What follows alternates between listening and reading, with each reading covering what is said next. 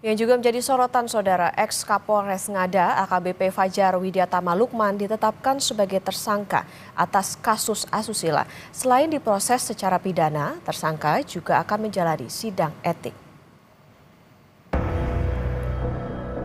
Ex-Kapolres Ngada AKBP Fajar Widyatama Lukman resmi menjadi tersangka kasus susila terhadap anak.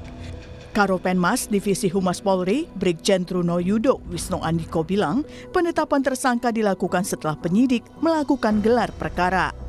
Selain bukti-bukti yang diperoleh, 16 orang saksi juga telah diperiksa penyidik Propam.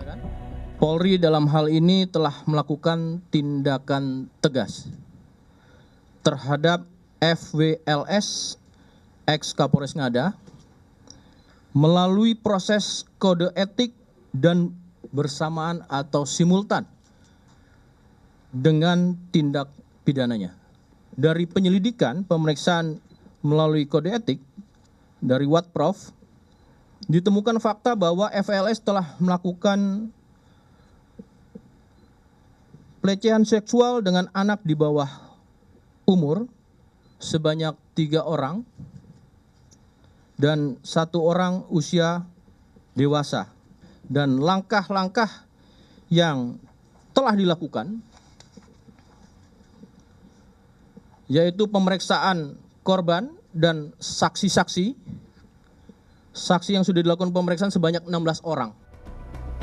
Tak hanya di proses pidana, ex-Kapolres Ngada AKBP Fajar Widyatama Lukman juga akan menjalani sidang etik. Kata Karo Waprof Div Propam Polri, Brigjen Agus Wijayanto, Polri tidak akan memberi toleransi segala bentuk pelanggaran yang mencederai kehormatan institusi. Nantinya pelaku akan dikenai pasal berlapis yang berujung pada pemberhentian tersangka dari anggota Polri. Sidang etik akan digelar Senin 17 Maret 2025. Dan sampai kita melaksanakan gelar perkara, di Propam melaksanakan gelar perkara, dan ini adalah kategori berat. Sehingga pasal yang disampaikan Pak Karopenmas tadi adalah pasal yang berlapis dengan kategori berat dan kita juntokan PP 1 2003 tentang pemberhentian anggota Polri.